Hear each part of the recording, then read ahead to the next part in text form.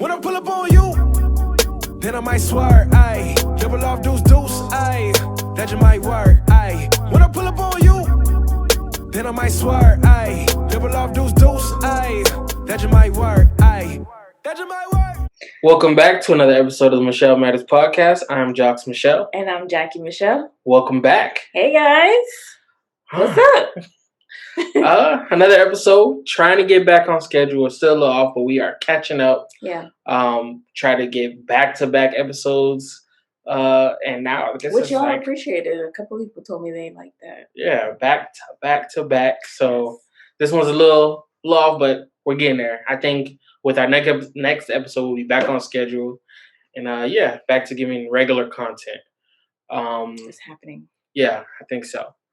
So yeah, aside from that, what's been going on? Well, we just took a little trip. And I feel like you're like in love with that city now. I am. I ain't going front. This was probably the trip that I had the least expectation for, but they ended up being one of my favorite trips that we've taken as far as like U.S. cities for a place that we traveled to. So we went to Austin. Yes. Austin, Texas. Yeah, and I legitimately did not know anything about Austin. The only thing I think I knew was that UT was there, University of Texas. I didn't even know that until I looked at the map while we were there. That was all I knew. Yeah. And then, that was it. But when we got there, I was pleasantly surprised. I guess to like some of like, what was probably your favorite part about going to Austin? The food. Okay. The food was so good. Yeah. It definitely has made it to my top food cities in Okay. America. Mm-hmm. And I liked it. It gave me Miami vibes in a way. Wynwood vibes is what I would compare it to more. Yeah, like Miami City vibes. Okay. Mm-hmm. Yeah, it was basically Miami, but without the beach. Instead of beaches, they have rivers. That's what I got. Yeah. And I liked it. I love the style of homes because we always drive around and just look at homes everywhere we go. And I realized that that's like my design style. Yeah. So I'm like, okay, now I have a name for it. It's Texas. I don't know. It's Austin. So yeah, it was cool. And you even described it as like, which is kind of like how Miami is. It's a progressive city. Mm-hmm. In a conservative state. Yeah. And it shows. Like the big thing about Austin is like their tagline or whatever is keep Austin weird. Yeah. And it's weird. I'm not even going to it's very weird. So, yeah. Okay, so we went and saw the bats, which is like a thing there. Mm-hmm. Every day the bats are hiding in a cave somewhere. I don't know. And they it's come not out. A cave. I don't know. It's under a bridge. They sleep under the bridge. Yes. And so every night, like around sunset, people go to the bridge and they watch for the bats. And so Jocks knew about this. So we were like, all right, we're at the bridge. We got to see the bats. We came here. But they didn't come out until like 9. Slow. And it was so dark. Yeah. So we actually saw one. I saw way more than one. I mean, we saw a bunch, but it was so dark you can't even capture it. We saw one where it was sunsetty. Mm-hmm. And that was like, I'm not waiting for y'all. I got to go to work. So it was interesting. Yeah. While we were looking at the bats, there was like people doing, water sports on the river. Yeah. And there was this one couple where like the woman had her top off and like people were like, oh my gosh, she has her top off. Yeah, like, and you could tell. It's not just that she had her I top noticed off. that. I was like, okay, this is what we're doing in Austin. It's not just that she had her top off, right? It's like she did it where the bridge is that she knows everyone came to watch the bats. That's true. And she did it on the side of the river, facing where it's a crowd of people. Yeah. I want to say it had to be a couple hundred people where they're between the bridge and then they had like 2 other spots where there were people lined up. So she's it felt very like exhibition-y because I don't think so. I think she was just living her life. She seems very much. It was giving very carefree. Because it's not like she was sunbathing. It was sunset. It was. It's like, and her man was in the boat. He didn't care. Like, nah. You know, they seemed like they vacation in the rainforest and they have lots of animals. And like don't bend down to wash their feet. But they definitely kept Austin weird. I'll give them that. They kept Austin weird. Yeah. I guess for me, it's a tie, right? The food was up there, specifically the barbecue. After eating Texas barbecue, I don't know if I can just eat regular barbecue now. Like the word barbecue means something now. Something different. It's like what we were doing for barbecue was not barbecue. Nah. And granted, like, I know there's different styles of barbecue. Like, well, that's the style I want to be. There's like Memphis, there's like St. Louis, Texas. Yeah. But Texas? At least Austin. Yeah. I think that there's other parts that kind of like, I think Dallas is supposed to have some good barbecue, but that Austin, Texas barbecue, no joke. Yeah. Literally, like, I knew that I wanted beef rib, right? So I was like, all right. And we were sharing, like, let's get a pound of beef rib. And the lady was like, so you just want one? And I was like, ma'am, I want a pound of beef rib. Like, I don't know what you're saying about one. Yeah. So I was like, yeah, I want one. And she was like, yeah, you want one. So she goes and she pulls out the rack. And I was like, oh, now I understand what she's saying. Yes. Like, literally one rib was a pound. Yeah. Insane. It was crazy. Like, so good. The bone was like, it was compared to like a brontosaurus bone. Like, it didn't even seem like, if you had a regular beef rib, it's like, bro, these two different animals. Yeah. Oh my gosh, it was so good. It just like fell off the bone. And I'm not like a red meat person. Mm-hmm. I'm very much, let me get the turkey, you know. Yeah, you did it at the first spot. The first time. And I was like, I gotta eat this. And we were like watching YouTube videos of people who have gone to like the places that we ate at and gave reviews. And he was like, oh my gosh, look at this fatty part. Look at it. It's just falling off the bone. look at that juice. And I'm like, okay, I gotta eat it. Like, I'm here. I have to. And the thing is, a lot of times you watch them videos and you're like, all right, that's cap. He wasn't cap. Nah, everything was legit. it gave what it was supposed to give. Yeah. Like, I was like, why even get sides? Just get the meat. We went literally to this, and this is not something we usually do on vacation. We went to the same restaurant twice. Yeah. And the first time, you know, you learn. So we got sides. Jackie got turkey.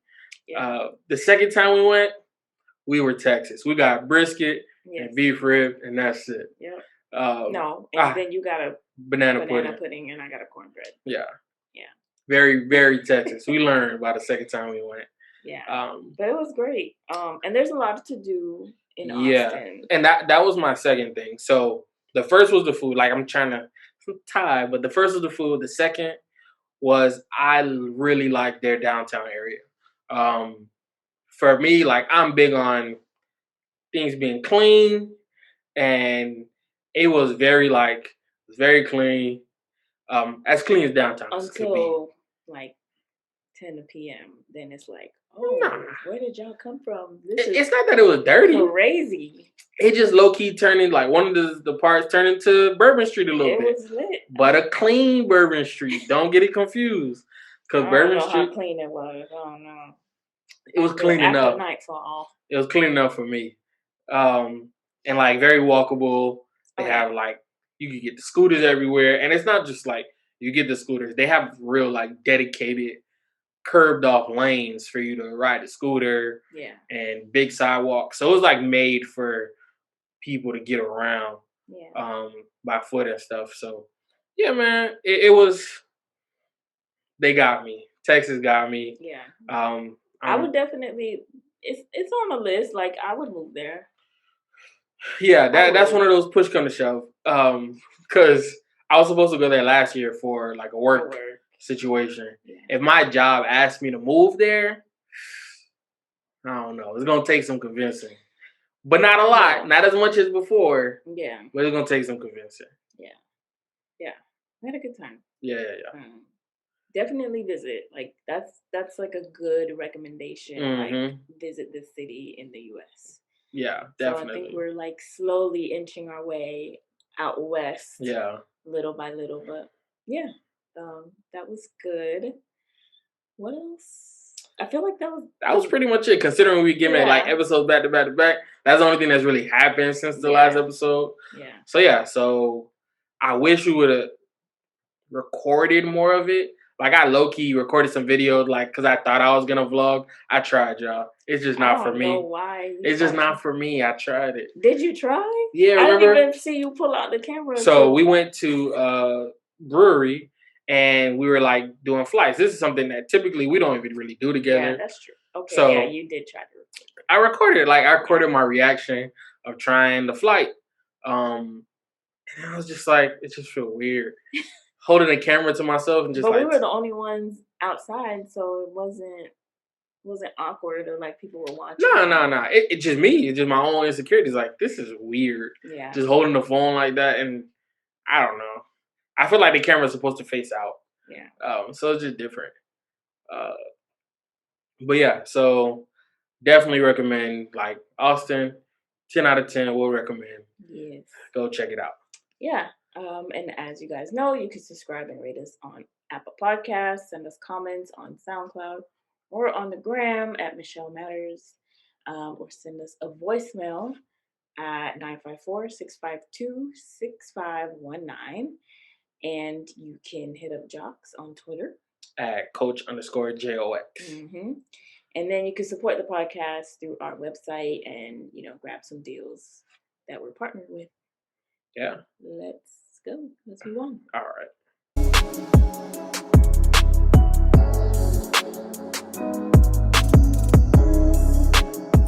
All right. So for this episode's Michel Matter, we have Eat Well Exchange.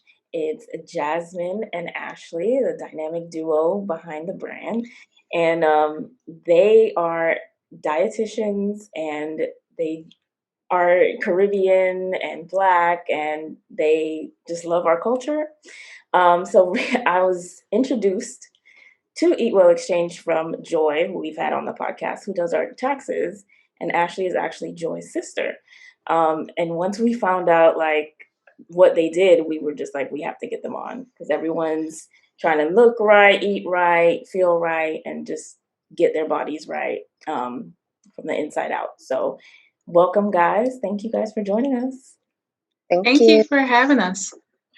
Yeah. So I guess real quick, I guess you guys can go one at a time and introduce yourselves and kind of give us a little background on you guys. Okay, well, I'll start it off. My name is Ashley Carter, and I'm one of the registered dietitians and founders behind Eat Well Exchange. And just the background about me, I'm from Miami, Florida. So I grew up, of course, being exposed to all the different backgrounds, the Caribbean that we have down here, specifically parents being from Trinidad and Bahamas. So food was always on the table, a conversation that, we talked about food we enjoyed, but we rarely talked about nutrition and health benefits. So as I got to learn more about the field of nutrition, that's something I really wanted to combine my cultural foods and the benefits behind them. Yeah, so I'm Jasmine Westbrooks, and I'm a registered dietitian too.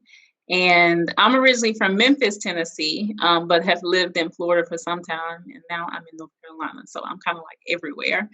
But I got into nutrition based on just family experiences, and really, honestly, family members dying from medical conditions that could have been prevented. And then learning in school that our people are dying from many chronic conditions that could be prevented. And then I met Ashley here, and we've been inseparable ever since, especially with starting Eat Well Exchange, because we saw such a need for a focus on culture. Like Ashley says, she's from Miami, and being from Memphis, you kind of get that Southern barbecue flair, and you're all the time told that, your food is not healthy. But our food can be healthy when you think about the fundamentals of it. So, yeah, I'm a Southern girl just trying to help people eat healthy and do it for the culture mostly. Yeah. Nice. How did you two meet? Actually? So We we met met through the health department. Yeah. So we used to work for WIC, Women, Infants, and Children. And it was in Tampa, actually. Yeah, we were working in Tampa together, and we met. It was funny because when we first met, we were like, another Black girl. Hey. Like, hey, girl. So we met, and then we became really good friends. And one night we were just talking, just kind of hanging out and talking. And Ashley brought up, I really want to help people like eat healthy, like our people, but based on their culture. Because for me, coming from Memphis, I was like, I'm still getting used to Florida, like the whole Caribbean vibe and all of that. I was never exposed to that at a young age like Ashley was. So we just started talking and brainstorming, and we're like, yeah, we need a nonprofit. Like, let's do it. Let's start it. And I think like maybe a couple weeks later, I met some, I think it was a pharmacist who forgot what country he was from, but I was telling him, yeah, I got this nonprofit and blah, blah, blah. We're going to do this. He's like, yeah, let's bring y'all overseas and like, let's do this. And I told Ashley, I'm like, hey, we got a job already. Like people already want us over. I think it was it Trinidad or somewhere? I can't remember exactly. It was Montego Bay. It was Montego Bay, yes. And Ashley was like, Jazz, we don't have a nonprofit yet. Like that was just an idea. So yeah. So it really honestly started from there. And it just really progressed into something really beautiful as we started to learn more of how to construct a nonprofit and what we need in the process to really make an impact. Nice. So what exactly do you guys focus on with Eat Well Exchange? Can you guys give us a little background on the nonprofit itself? Well, as registered dietitians, the main focus is nutrition education. So that's teaching people how to eat using the foods that they're accustomed to, or foods that they should be accustomed to in a healthier way. So that's that nutritional component. And then as we start to work with more communities, we notice that there's a lack of access. So we help families of gardening too. We teach them how to grow their own foods and how to just increase access to foods that are healthier for them. And then the third component is the cooking. So teaching you how to cook and prepare your own foods. So between those three main areas, that's how we're able to teach communities how to eat healthier using their cultural foods, how to increase access to foods, and also how to cook. So that way they're able to, bring the food to the table. Nice. Yeah. One of my favorite things that I see you guys do on Facebook is or Instagram is like the way you deconstruct and reconstruct like what a healthy plate like looks like for different cultures. What is, I guess, one of your favorite I won't even say alternative because they're all healthy, but one of your favorite like recreations of what a healthy plate looks like? My favorite plate is the Jamaican plate that we posted first, just because that plate has like yellow yam on it. It has, bammy. It has all kind of stuff on it. And usually when it comes to like Caribbean plates, it's very starchy. Mm-hmm. And I like the fact that that plate shows that, yes, we're going to have some starchy stuff on there, but there's veggies too. There's other benefits too. And I remember when I first posted that plate and it has the fried dumpling on it, everybody lost their mind and was like, oh my God, it's not healthy. And I was like, and that's the problem with our foods. Once there's one little slither of fried food, we want to knock the plate off the table. And it's like, no, let's stop. Let's go to this plate for real. And let's talk about the benefits. And then from there, you can actually see that just because you put one fried piece of food on your plate, we don't have to throw the plate out. Right. We need to just add and adjust the plate. So that's one of my favorite ones. Yeah, one of mine is definitely like the soul food plate. I think a dietitian had posted, because we basically, for those who don't know, people send us their plate and like through Instagram, and then we tag them and saying, this is the plate, and kind of give the examples of what it is, identifying the foods on the plate. And I like that so much because that's what I grew up eating. But oftentimes we were told that, oh yeah, soul food is good, like it tastes good, but it ain't good for you. And it's like that really puts you in a negative, I guess, space when you feel like that's all you really have, and that's all that you've grown up on. But then for somebody to just say, oh, that's not good for you though. It's okay to have every now and then. It's like, really? Because these are some leafy greens I see, like the collard greens. I don't have to eat kale. I don't have to replace it with kale, especially if it's not in my grocery store. Because I know, me growing up and with my grandmother and my whole family, kale was never in a grocery store. It was more like collards, turnips, mustard greens. So it's, in a sense, it's really liberating to know that, like, our foods do matter and our foods do count as being healthy and can actually prevent disease as well. Yeah. So when it comes to, like, putting a plate together, because, we grew up, we learned about the 5 food groups and kind of like what that looks like. But I guess growing up, kind of like you said, like, those aren't necessarily the way our plates used to look, but it's not that it was necessarily unhealthy, but there are probably things that we could have done differently. So, like, what are some, I guess, basic tips to putting together a healthier plate, you guys think?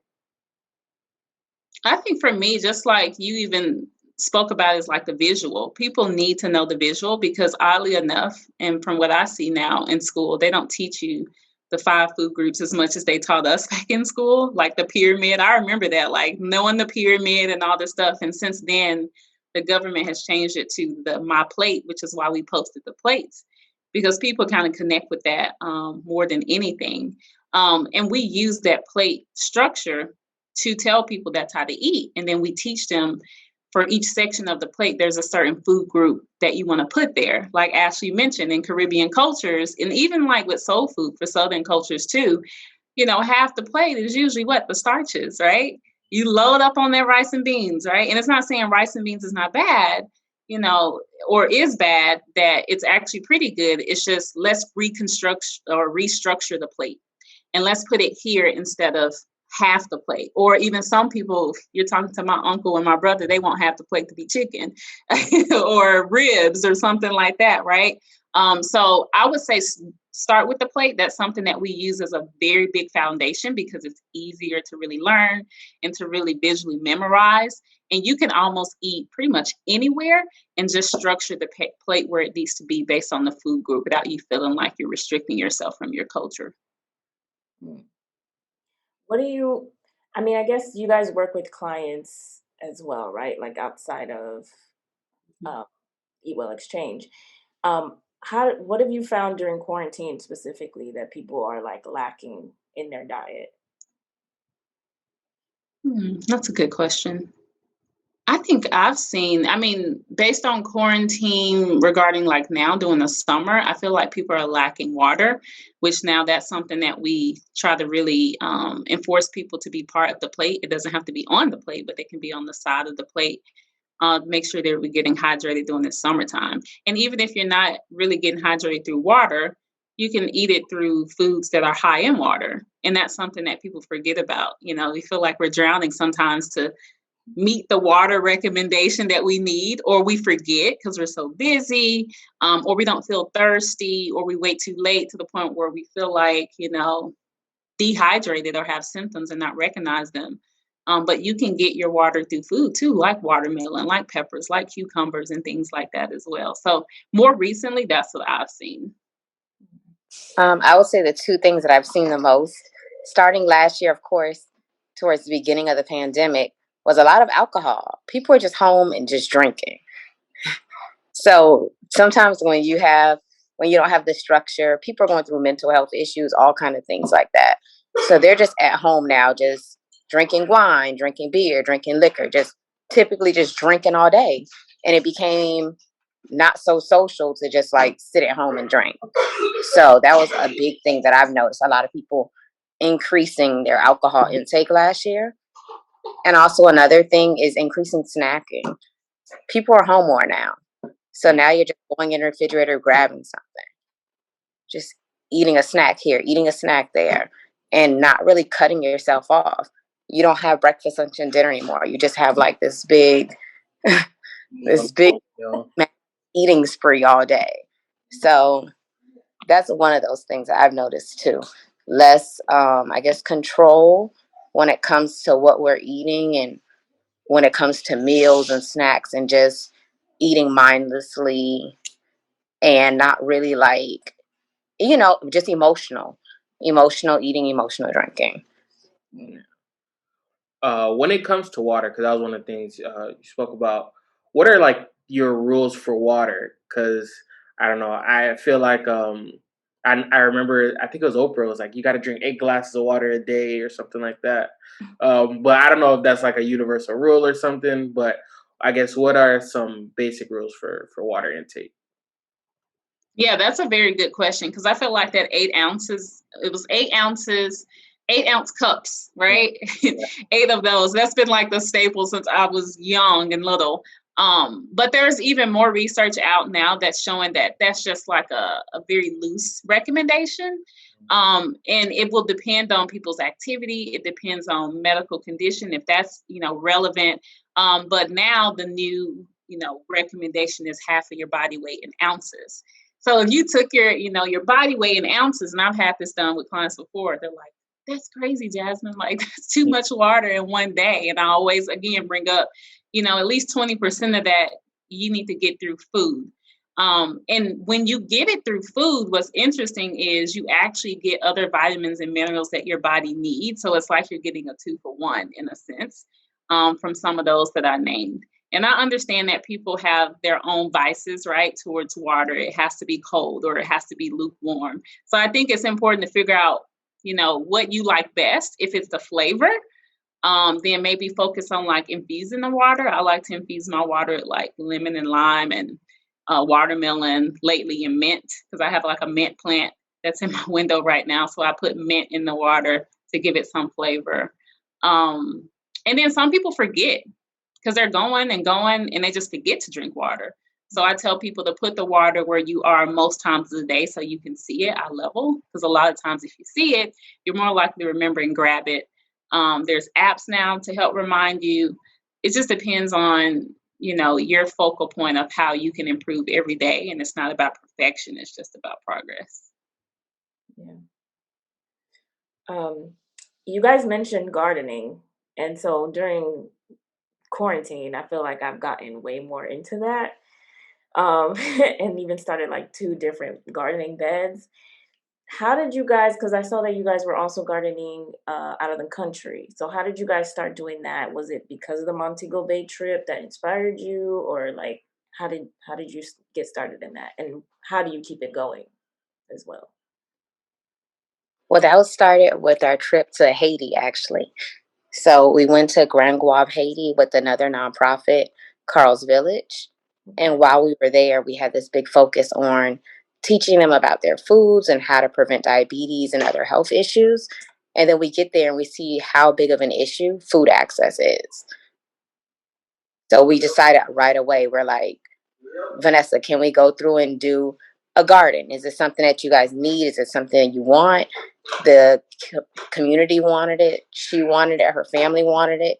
They have land very big in Haiti, on that property to do so. So we just went forward with it. And it was a lot of learning to do. And we were very big on it being their garden in Haiti. We didn't want it to be like a bunch of people just like exporting and importing stuff like all in their land. So everything there is Haitian. All the tools, all the props, everything. The organic, the sorry, I can't, I'm losing the words. But the ergonomist, everything there is from, everybody's from Haiti. So we had to learn a lot about their land and also what they grow, and just really how to teach them how to use that, because they primarily speak Creole and French. So it's been a couple years now, and it's going very well, and the kids are able to sustain their own garden and go home and teach their parents how to grow their own too. So it's been a great learning project for ourselves and for them, as we're both learning how to like grow and tend that land. Yeah. And you guys also garden in Florida, I would assume. where you Yeah, started? we started gardening in Sebring, and we actually have transitioned that program now to like more virtual, because we noticed that, we starting to have a lot more of an audience that's more national and not just in Florida. So we wanted to really give people that access. We actually have a gardening party coming up August the 11th. That's something that you can sign up for free. And actually the first 15 people that sign up can get like a free potting kit. That way they can kind of go along with us and pot their seed. But yeah, in Florida, it was awesome. During the pandemic, we did have to transition quite a bit because we had to do some social distancing, but we didn't want to give up on the partnership that we definitely have with an organization that's awesome for mental health. And I will say this too, like, it's funny because I always think this is a good point to bring up, like, as dietitians, we're never taught how to like garden anything. My thumb is almost as green as Ashley's shirt right now. It's getting there with my little baby plants too. So I have to say, like, congrats on your 2 garden beds, because it's work just for 2 garden beds, honestly. But it's something that we've been able to really learn and take a love for. But we also have been very, I guess, privileged in a sense to meet people where that's their expertise, and we learn from them while they also teach and impact the community that we're serving, because we didn't learn that aspect of food in our schooling and in our education. That's not a priority, unfortunately, but I feel like they need to have some kind of curriculum for future dietitians for gardening because of the communities that it can impact. Yeah. So for like our listeners, what are some, I guess, I wouldn't say easy because gardening is not easy, but like some recommended plants you think that people should start, trying on their own growing, just for their own personal stash, I guess. I always say start with like some type of herb, because it's right there for me. Like, it's in the windowsill. You can put it in the windowsill. It doesn't have to grow or have a lot of, I guess, surface area or soil to grow like a very great harvest, I guess. So I would say start there. And I think for me, I've always been trying to have this mentality of, like, your plant is your kid. Like, you have to feed your kid every day. You probably have to water and feed that plant and put that love right into the plant as well. Which is what I'm telling myself now, because I'm growing tomatoes. And I'm understanding that they require a lot of water, a lot of tending to. But then you also have plants like elephant ear plants. Like, I just got some of those where they're easy, super easy to grow. Just they love a lot of water.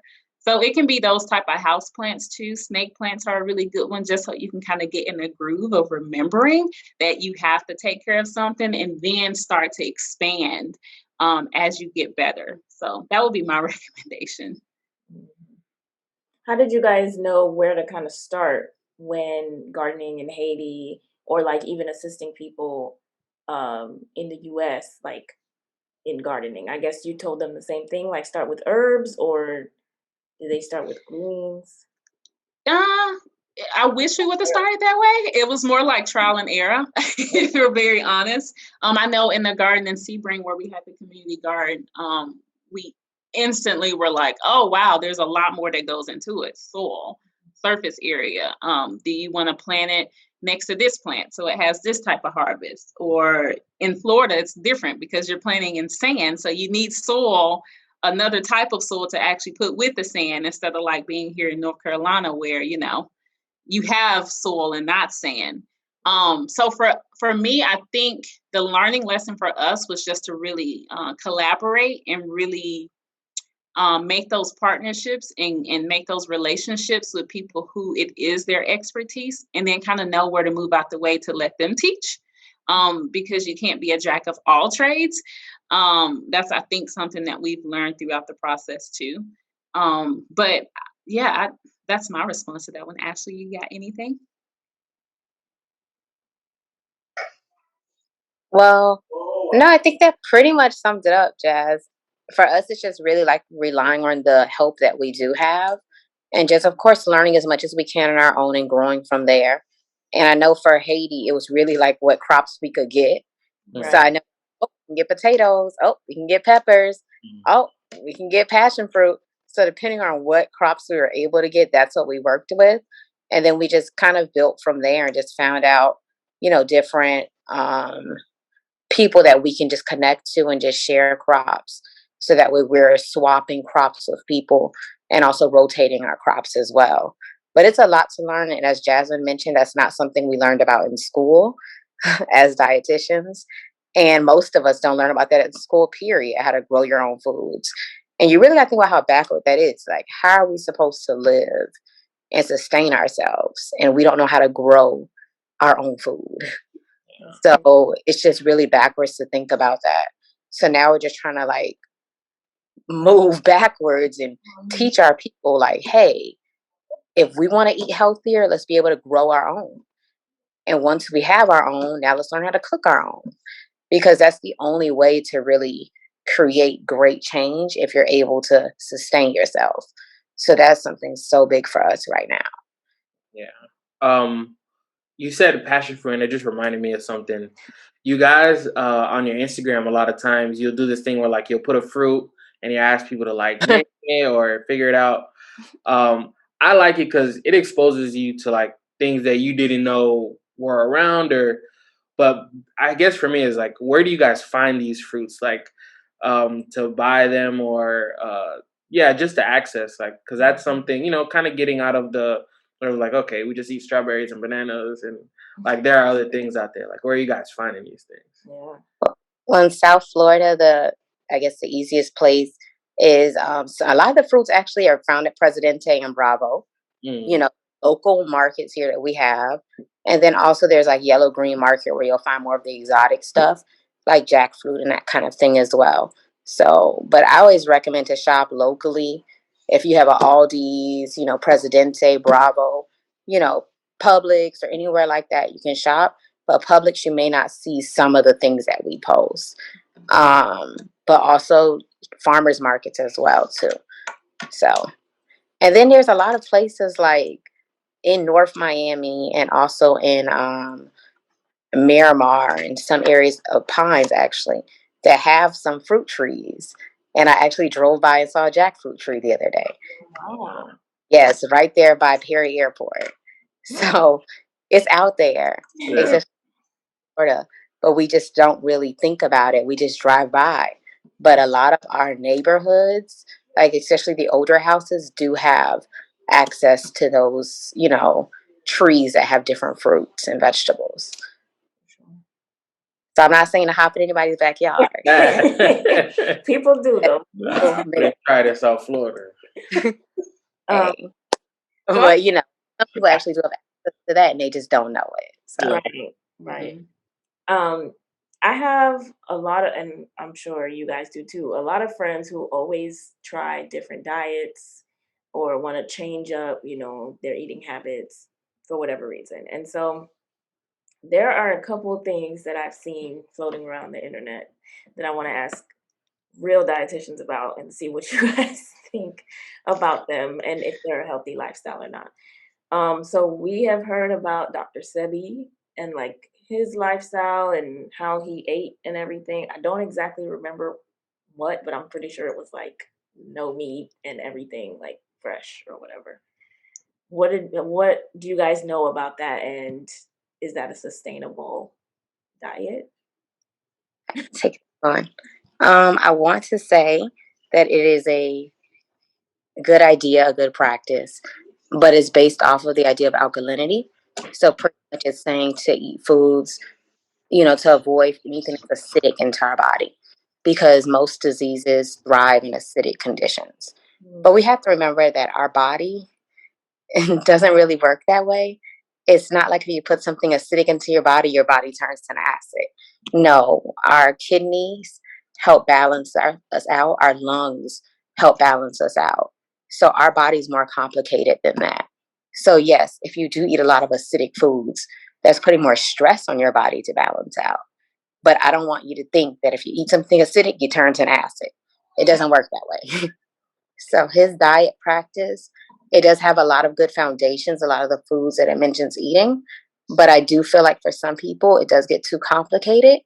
And the issue becomes restricting of food because you can't eat anything at a certain point because I believe you can't have any wheats. It's certain things like that. You can't have meat, of course. or anything like that.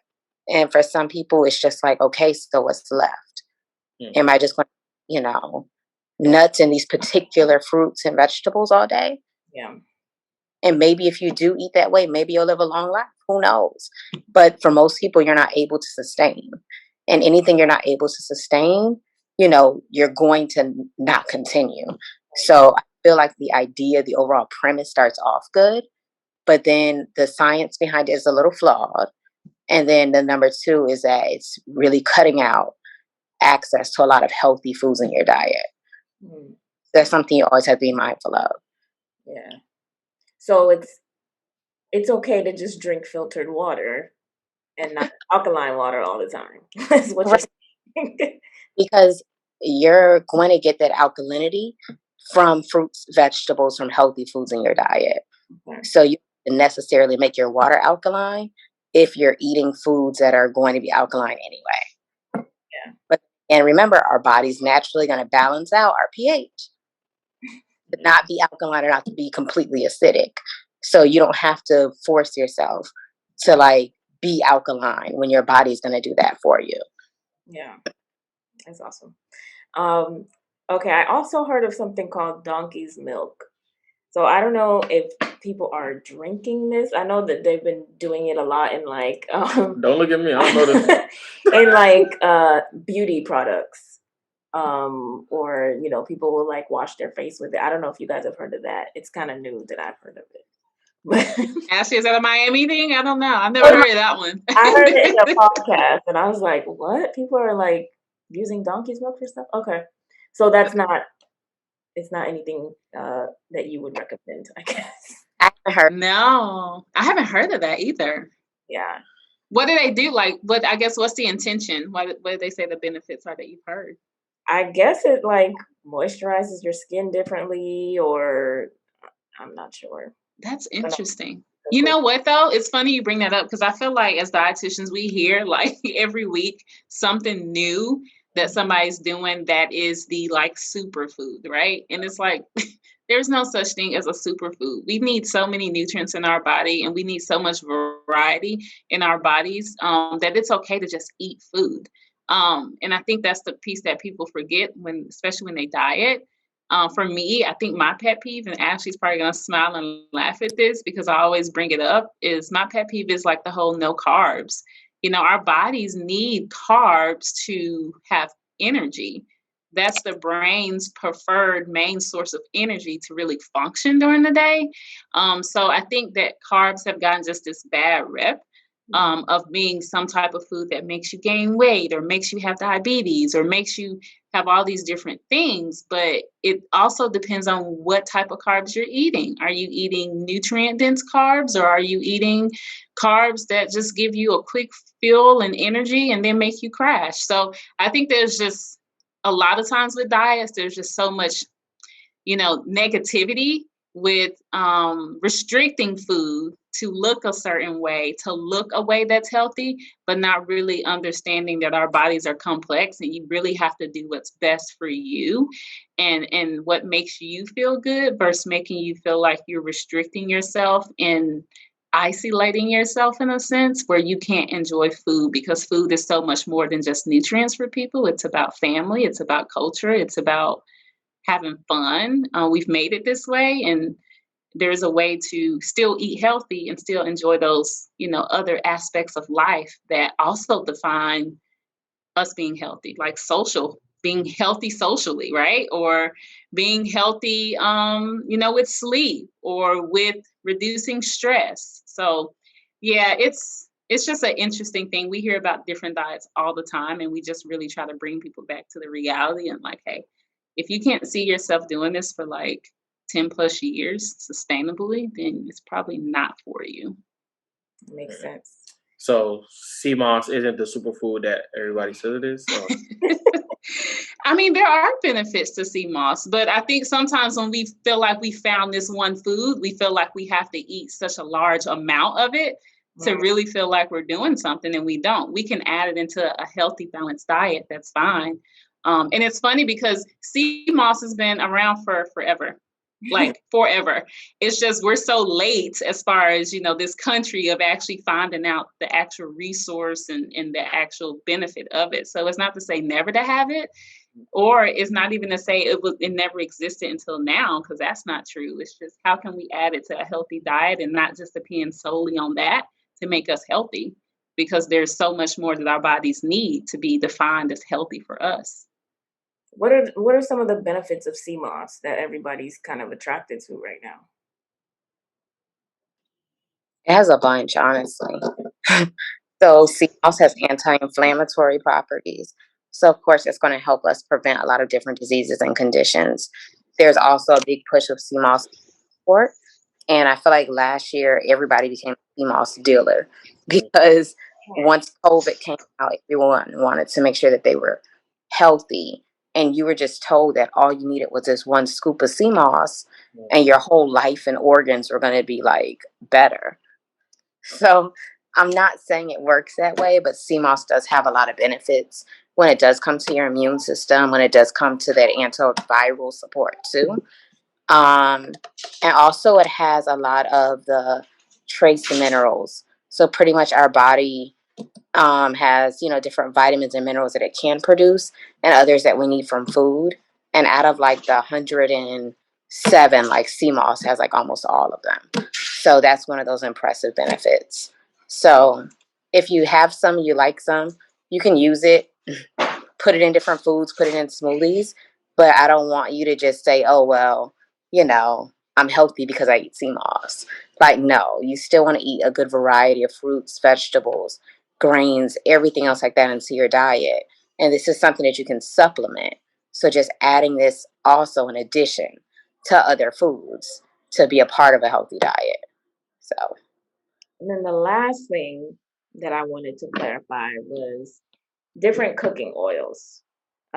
People cook with coconut oil or olive oil, canola oil, extra virgin olive oil. Like, what is the difference? And like, what I guess is a good route to go? Yeah, a preferred method. Yeah, I guess. avocado oil. They all have their place. A main difference is a smoke point, and that's pretty much how high you can cook this oil before it loses its properties. So when it comes to olive oil, it has a very low smoke point. So that's why olive oil should typically be used in salads. Any oil like olive oil that's, has a very low smoke point. So that means that once you start to cook it, it burns out pretty much and loses a lot of its nutrients. So then there's other oils like avocado oil that have a higher smoke point. So that's an oil you can cook higher temperatures and not lose a lot of benefits. And then coconut oil, it does have more saturated fat compared to the other oils, which is the fat that you see in butter, saturated fat. Exactly. So coconut oil is a little bit different. It hasn't been linked as much to heart disease like butter and other fats like that have been. But I just always say to just, use all oils in moderation, because at the end of the day, they're all fat. And fat does have an important part in our diet, but you don't want to overdo fat in any part, because that's where a lot of vegans go wrong. They're like, oh, I'm vegan. Why am I not losing weight? Because you're putting oil in everything that you touch. It's impossible to lose weight, and you're saturating everything in oil and butter and grease, So with the oils, I recommend to play around with them. Buy grapeseed today, avocado oil tomorrow, coconut the next day if you want. But you don't have to choose, there's not one good oil that's going to save your life, but just play with oils. That way you're not overdoing it. And also you're getting the different benefits from trying different oils as well. Yeah. And I think people like oil too, because when we really think about it, no matter if it's a healthier oil for our hearts and our body or unhealthy oil for our hearts and body, we like the taste. And that's a big part of coconut oil too, why people I think got so excited about it, because it was like, oh, it has these benefits, but then it tastes amazing when you add it to different things. And, from people I know, especially people of color, we like our food to taste good. It has to have flavor. Salt and pepper just won't do it sometimes. And we get that. So yeah, I think like Ashley said, being mindful of the oils. And I have a funny story. I have a dietitian. She was like one of my advisors, and that's actually who I learned about the difference between extra virgin olive oil and then olive oil, because naturally growing up, when we could get access to extra virgin olive oil, we would always like fry it in something, right? And you want to actually put that on salads, like Ashley said, the extra virgin, because it has the most nutrients. Or even like trying to buy the extra virgin in like a darker container, because that helps protect some of the nutrients from being lost or really just gone from like sunlight even. So it's little like tricks and trades and things to kind of think about when you're buying your oil. But most importantly, oil isn't everything. I would focus on trying to get healthy fats from like the food itself. So it can be like nuts and seeds. It can be the avocado that you're eating. So that's always going to be the best way, to get your fat when it's from a whole product than such a refined product like oil. Because we get a little heavy-handed with the oil sometimes. Yeah, for sure. Well, that's all I had to debunk. What's next for Eat Well Exchange? Like, what are your plans? We have a lot going on. You all probably have noticed, if you are following us on Instagram, that we were just a finalist for the WW, or AKA Weight Watchers grant. So we won a grant out of, I don't know how many people. I think it was like 10 finalists, and then 5 organizations, were chosen, and we were one of those 5. So we're excited about being an awardee, I guess, of the grant, and we're in the process of really just planning out our next initiatives with community fridges in different areas of the nation to really give that access, especially during COVID, because we noticed that there was such a need for access, people losing their jobs, people really going through it, and food insecurity getting worse, based on this horrible pandemic. So that's something that we want to be able to put in the community, have access to the healthy foods, and really get the community involved around it and make it a movement even more than what it is right now. Nice. And congratulations. That's awesome. Yeah. Thank you. And then you guys said you had an event coming up August 11th. Yes, we have a gardener actually from Memphis, my hometown. So excited. They have a garden in Memphis and a community garden in Texas. And the guest speaker or guest gardener is going to really teach people how to plant the seed to the soil and to how to get a very successful harvest. So that is August the 11th. If you go to Eat Well Exchange, our social media, we're on social media, all 3 platforms, Twitter, Facebook, Instagram, Eat Well Exchange. And you will see in our bio the link to actually sign up for that. And it'll actually be like a Zoom platform, because we want it to be as intimate as possible so that people can ask questions about, why did this plant go wrong, and have it in their hand. And then, like I said, the first 15 people that sign up, they get that free potting kit, and we hope that you become successful with your plant and the guidance from this class. Nice. Yeah. So outside of being on your socials, and since people can't talk to you guys every day, what are some resources, I guess, for like people who want to learn more about healthy ways to eat, and even more so just like restructuring our plates? Like, what are some good resources, I guess? One of mine that I really like, that I found to be very helpful when it comes to like the African diaspora, they've done a lot of research on, is Old Ways. If you Google Old Ways, you should see the website, and it has a variety of different type of eating patterns that focus or reflect a certain culture, like Mediterranean, Asian cuisine, but you would select African cuisine, and they have all the different foods of how you can make up your plate, how to make spices. You can also go to our Instagram too, or go to our website. We do have recipes that we put up at eatwellexchange.org. Awesome. Well, we'll link all of that in the description, on the video, and everything. Do you guys want to share your personal pages, or you just want to focus on Eat Well Exchange? Okay. Eat Well Exchange is good. And is there any way, or what are the ways that people can support you guys? Yeah. Oh, definitely. Like you can go to Instagram, again, Eat Well Exchange. In our bio, we do have a donor box link where you can donate. And you can also donate on our website at eatwellexchange.org. And then it's always good to just follow us, just keep up with us. We love to hear your comments and your interaction as we kind of, educate, show exposure to different things, and hit us up. I'm in Raleigh. Jasmine Westbrooks and Ashley's in Miami. So if you see us around with our Eat Well shirt, then make sure you say hey and make yourself seen. We would love to communicate. Yes. All right. Thank you guys so much for being on. And we'll definitely share all of the information, make sure we blast all of that. But yeah, I'm gonna move forward. Yeah, that's it. All right. All right. Thank you for having us. Of Thanks, course. guys.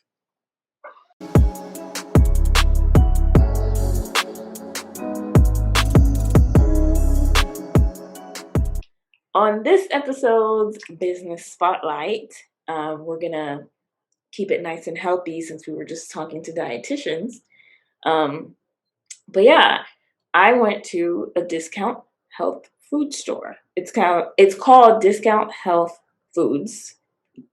Okay, right? so Feels like a very to the point. Yeah. And it's in North Miami Beach. I want to say they've been there forever because when I posted about it, somebody was like, "Oh man, they were there from when I was growing up." But they are now under new ownership. It's Black owned.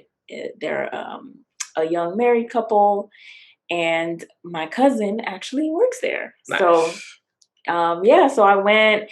I think I went and got us some supplements, some things to try out or whatever. And they had everything. They got your CBD. They got your vitamins. Yeah. Powders that you. They had the sea moss. Yeah, they have Definitely sea moss, of course. And then they also have like some groceries too. So if you're in the area, definitely pay them a visit. My cousin is very knowledgeable. So you'll see her out front. Just say like, well, she doesn't call me Jackie, but just tell her the Michel Matters podcast sent you. And there are other people that work there too, but she's there and she'll answer any questions you have. Yeah. Did you like the supplements that I got? Yeah, it was just, I like the fact that they had everything that you were looking for or that we were looking for. Because I gave you like a little list like, oh, grab me this. And so they had everything. And it definitely like, I don't know if it just felt more organic because, it came like in a little baggie. Yeah. So I'm like, okay.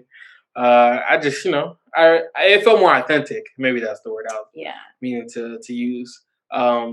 It's some of those things like, are not hard to find, but they're not at Walmart or Publix. So that's good. And it's good to know that it was Black owned. So I appreciated it. Yeah. All right. So check them out at Discount Health Foods on Instagram. We'll put all of their information below, of course. And we will see you next time. All right. Bye. See you. Then I might swear, ayy. Double off deuce, ayy. That you might work, ayy. When I pull up on you, then I might swear, ayy. Double off deuce, ayy. That you might work, ayy. That you might work. That you might work.